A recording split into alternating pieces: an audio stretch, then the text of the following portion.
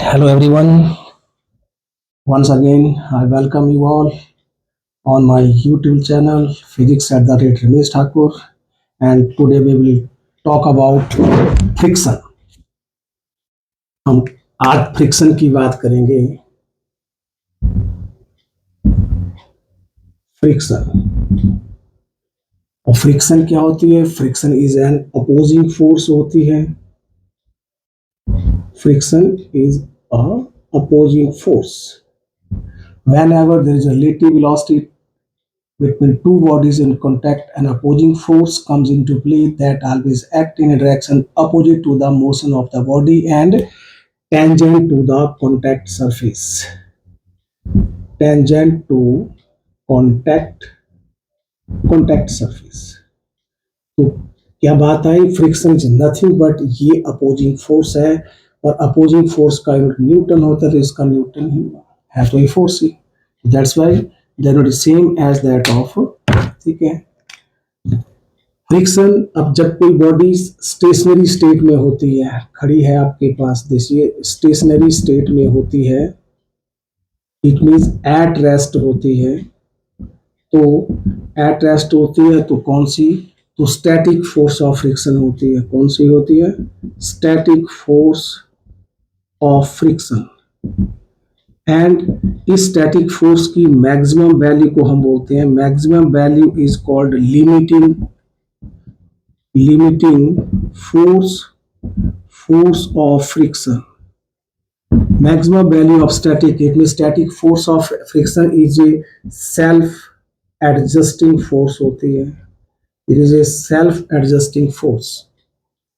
तो स्टेशनरी जब रेस्ट में होगी, इसका मतलब हुआ कि स्टेशनरी में क्या होगा जी? When the body is at stationary होगी, तो आप देखो इसमें जो उसका जो वेट है, जो अप्लाइड फोर्स, बॉडी बड़ी होगी, अगर बिग बॉडी है आपके पास, तो क्या होता है? मैंने फोर्स अप्लाई की, तो अप्लाइड फोर्स. तो अप्लाइड फोर्स क्या कर रही है उसकी? वो that is exactly counter balanced by the weight of the body. इनके अप्लाइड फोर्स को जब तक वेट काउंटर बैलेंस करता रहेगा, इसका मतलब है कि weight is also a force. Weight भी क्या होता है? वेट भी एक फोर्स है, और एक हम एक्सटर्नल अप्लाइड फोर्स है. तो till the weight of the body exactly counterbalance the external applied force acting on it. तो कौन सी फोर्स ऑफ फ्रिक्शन होगी? Then it is static force of friction. Static, as named, static means stationary, means at rest. Rest में body, rest में रही तो उसको क्या कर रही है? अप्लाइड फोर्स को लगातार काउंटर बैलेंस करती है. तो कौन किस में बदल गया? Then static changes into, static इसमें चेंज कर जाएगी जी लिमिटिंग में. स्टैटिक इसमें चेंज कर जाती है, static force of friction changes into limiting force of friction.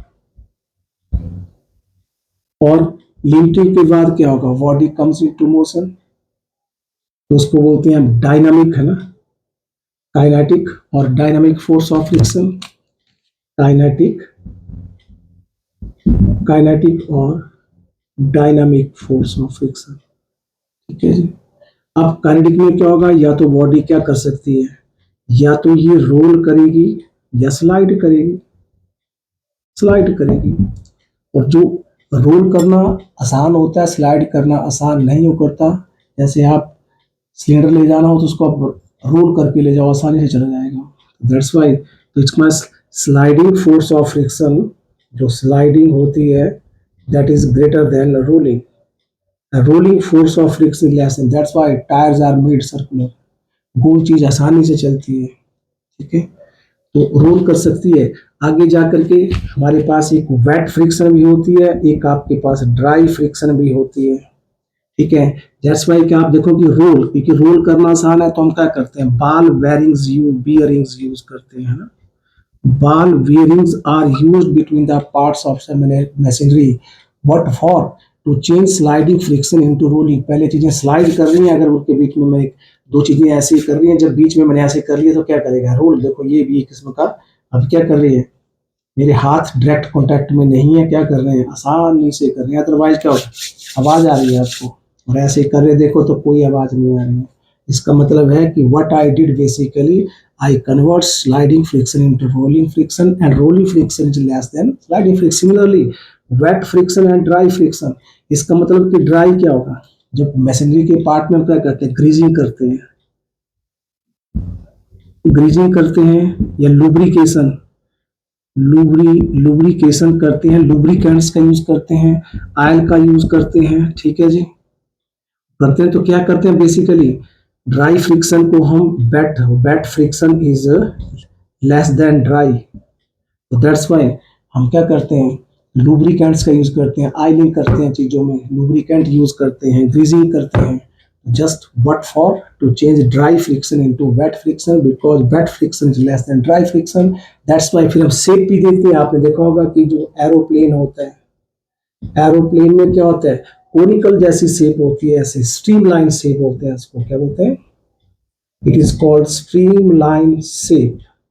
इस स्ट्रीमलाइन शेप से क्या करते हैं हम, एयर रेजिस्टेंस भी अपोजिशन ऑफर करता है, मीन फ्रिक्शन पैदा करता है, तो हम क्या करते हैं, दैट्स वाई उसको चेंज कर देते हैं। इसको there are so many methods of increasing and decreasing friction, कई जगह फ्रिक्शन बढ़ानी पड़ती है, कई जगह घटानी पड़ती है। जैसे आप कहीं जहाँ पे आप देखो बर्फ गिरी होती है तो स्लिपरी हो जाती है, और रेत फेंक दो तो फ्रिक्शन बढ़ा देते हैं उसमें। अब कीचड़ में हमें चलना आसान है, बिकॉज कीचड़ में क्या हो गया, फ्रिक्शन घट गई, रफ सरफेस होगा फ्रिक्शन ज्यादा, जब स्मूथ सरफेस होगा फ्रिक्शन घट जाती है। So that's why there are so many, sometimes we increase friction, sometimes we decrease it, that's why we can change the friction को हम we can reduce it but cannot vanish it, because ये इसमें friction is, it plays both roles। इसका मतलब है कि that's why friction is a, friction को ये कहा जाता है कि friction is a necessary evil, क्या बोलते हैं, it is a friction is necessary evil। ये एक जरूरी चीज है, क्यों जरूरी है, because it has advantages as well as advantages, and it as well as it has disadvantages, that's why it is called advantage. क्या है इसके, बिकॉज इसके बिना अगर हम ब्रेक लगानी हो तो क्या चाहिए, गाड़ी रोकनी है, चली हुई चीज रोकनी है तो क्या चाहिए, फ्रिक्शन के बिना नहीं रुक सकती। अब देखो, it is the friction between, मेरे बॉल पेन और बोर्ड के बीच में फ्रिक्शन है, तभी आपसे मैं इंटरेक्ट कर पा रहा हूँ, तभी लिख पा रहा हूँ ब्लैक बोर्ड के ऊपर। अगर फ्रिक्शन ना हो, यहाँ में मैं तेल फेंक दूं, फ्रिक्शन घटा दूं, तो लिखा नहीं जाएगा इसके ऊपर। It is the force of friction between the chalk and the blackboard that helps us to write on the blackboard, that's why ball pen और कॉपी के बीच में अगर फ्रिक्शन ना हो तो आप जल्द स्याही बाहर नहीं निकलेगी, बिकॉज जो टिप उसमें जो बाल जो उसमें लगा होता है, बाल पेन बोलते हैं ना, तो इसको मतलब उसमें अंदर छोटा सा बॉल होता है उसमें, वो क्या करते हैं, उसको रब करते हैं तो वहाँ उससे थोड़ा थोड़ा छोड़ता रहता है उसमें, तभी नीचे आती है। तो दैट्स वाई, तो फ्रिक्शन के इसका मतलब कि एडवांटेजेस भी हैं, और डिसएडवांटेज क्या है कि ट्रेमेंडस, आप कहते हैं कि tremendous amount of energy is wasted, energy is wasted to overcome friction. हाँ, ओवरकम फ्रिक्शन, फ्रिक्शन को ओवरकम करने के लिए बहुत सारी एनर्जी वेस्ट करनी पड़ती है, लेकिन उसके बाद तो चाहिए। अब कहीं भी है, आप देखा होगा आपने कि बहुत सारी चीजों में एफिशिएंसी किसी चीज की 100% नहीं होती, किसी भी चीज की, पंखा है, कोई एनर्जी इलेक्ट्रिक एनर्जी दे रहे हैं तो whole of the energy is not converted into mechanical work, but there is wastage of energy also, because when one part of the machinery move on other part, because it's a friction, one body moves on the surface of other body, there is always a opposition offered by one body to other and other body to each other, कह सकते हैं आप दोनों को, तो that's why तो energy waste होती है। और दूसरा डिसएडवांटेज क्या है, it causes wear and tear in the parts of wear and tear in the parts of machinery, parts of machinery के बीच में क्या करता है।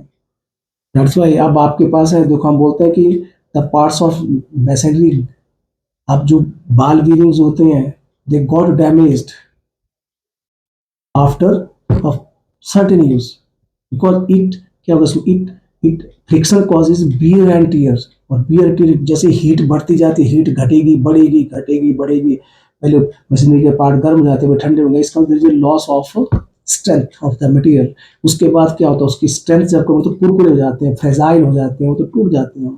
That's why the parts of the machinery they got damaged after a certain use because of the because friction causes wear and tear in the parts of the machinery. That's why there are advantages, but there are also disadvantages, and there are advantages also. That's why it is inevitably required as well as not required.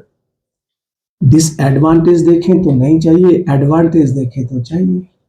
That's why, तो इसलिए हम method of reducing, reduce कर सकते हैं हम इसको, लेकिन खत्म नहीं कर सकते। रिड्यूस करने के लिए ग्रीजिंग कर सकते हैं, आयरनिंग कर सकते हैं, स्ट्रीमलाइन शेप दे सकते हैं।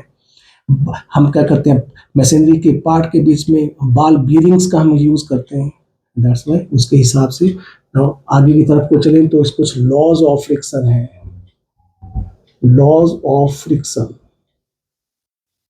और बेसिकली इनको laws of limiting force of friction भी बोल देते हैं। क्या बोलते हैं, लिमिटिंग फोर्स ऑफ फ्रिक्शन बोलते हैं, because this is limiting force of friction के लॉज।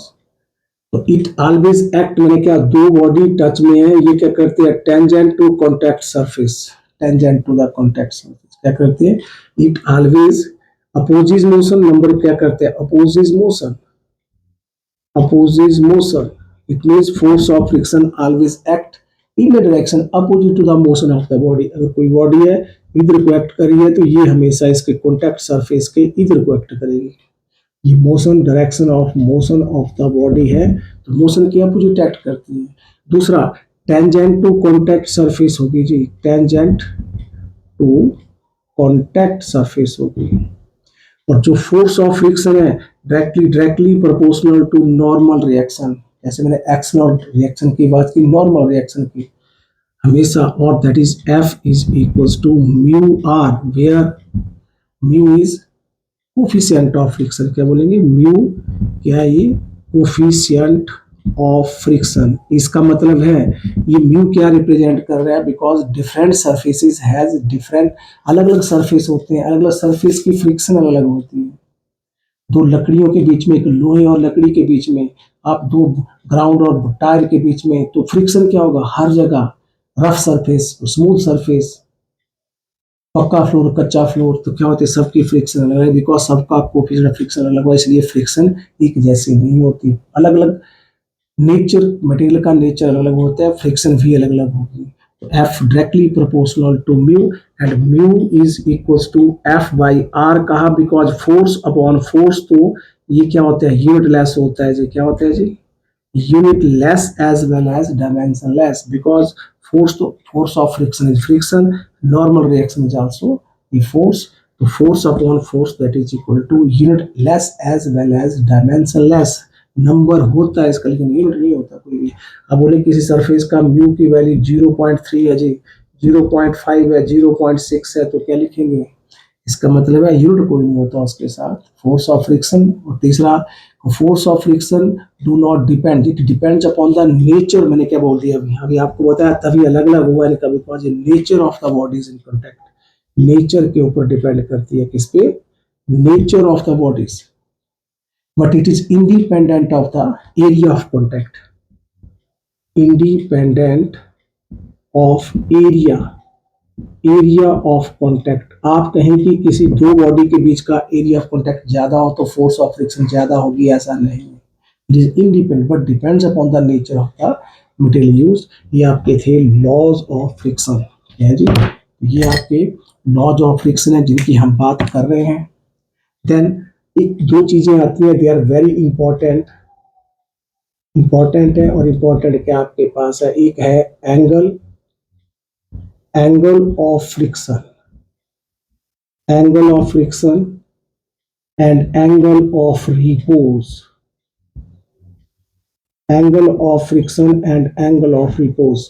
अब हम वेक्टर का यूज फिर करने वाले होंगे इसमें। यूज द वेक्टर्स, तो हम देखो यहाँ पे ये कोई सरफेस है, इसके ऊपर कोई बॉडी रेस्ट कर रही है। यहाँ एक बॉडी ले लेते हैं, this is a body that is on the surface of,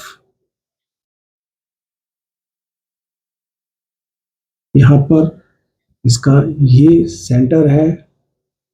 body का मास m है, बिकॉज ये किसी बॉडी के ऊपर मान लिया ऐसे रेस्ट कर रही है या मूव कर दिख रहा है, इसमें डायरेक्शन ऑफ मोशन की बात करेंगे। इसका मास है m, तो इसका वेट होगा mg, और वेट से क्या मिल रहा है आपको, रिएक्शन, विच इज रेस्टिंग। अगर ग्राउंड पे होगी तब भी क्या होगा, there are two, reaction is a force, ये भी ये क्या है, ये रिएक्शन है। क्या है, इसको मैं आर एक्शन लिख सकता हूँ, रिएक्शन है। ओके, अब क्या कर रहे हैं कि ये बॉडी अगर मूव कर रही है, मैं इसको ऐसे डायग्राम बना लूं ताकि आसानी से हमें पता लग जाए, ये ऐसे। अब this is direction of motion of the body, ये डायरेक्शन ऑफ मोशन है, मान लेते हैं this is the direction of motion of the body. इसके ऊपर अब जो फोर्स ऑफ फ्रिक्शन होगी, ऐसे मान लिया that is equals to capital F ले लिया मैंने, इसका फोर्स ऑफ फ्रिक्शन, इसको मैं इससे रिप्रेजेंट कर रहा हूँ, और मैं सेंटर से ले रहा हूँ पॉइंट, सेंटर के पॉइंट को मैं लिख लिया ओ। अब एक नॉर्मल रिएक्शन है, दिस इज नॉर्मल रिएक्शन, ये लिख लेता हूं ऐसे। ओके, अब क्या कर रहा है कि यहां से ये दो फोर्सेस हैं, दिस इज, ये आपके पास नॉर्मल रिएक्शन है, उसको मैं, इसको मैं ओ ए लिख लेता हूं, उसको मैं ओ, है ना। तो डायरेक्शन ऑफ मोशन की तरफ को ये कैसे हो सकता है, डायरेक्शन ऑफ मोशन है इधर को, तो फोर्स ऑफ फ्रिक्शन कहाँ होगी, इस डायरेक्शन में होगी, this is force of friction, because motion इधर को ली है मैंने, तो उस थोड़ी लिया, क्योंकि मोशन मैंने किसको लिए, इस डायरेक्शन में लिया, तो दिस इज, इस ओ ए इज, इसी को भी मैं क्या लिख रहा हूँ, this is the force of friction O A, और जो ओ बी है that is equal to normal reaction, ये ओ आर। इसका मतलब है I am representing O A is the vector that represent the force acting on the body against the direction of motion of the body. Okay, ये कोई body है जिसके ऊपर ये कर रही है, ये बॉडी है जिसके ऊपर क्या कर रही है, मूव कर रही है, सरफेस है इसके ऊपर बॉडी मूव कर रही है, किसी भी तरीके से मूव कर रही हो चाहे।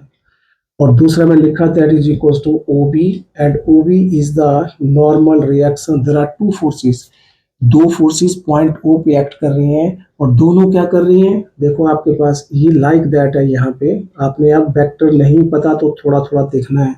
एक है फोर्स ऑफ फ्रिक्शन और दूसरा है नॉर्मल रिएक्शन, एक ओ ए है और एक ओ बी है, दे रिप्रेजेंट, इसका कि उनका ओरिजिन सेम है, कोई इनिशियल वेक्टर्स हैं, क्या है।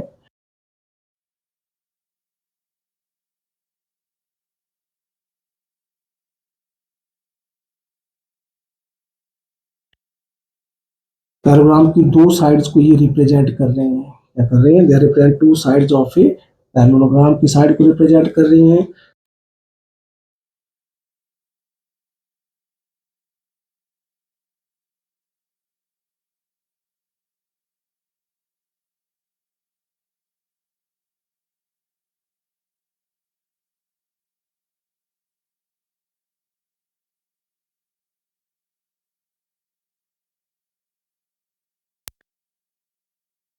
दोनों साइड जो होती हैं वो,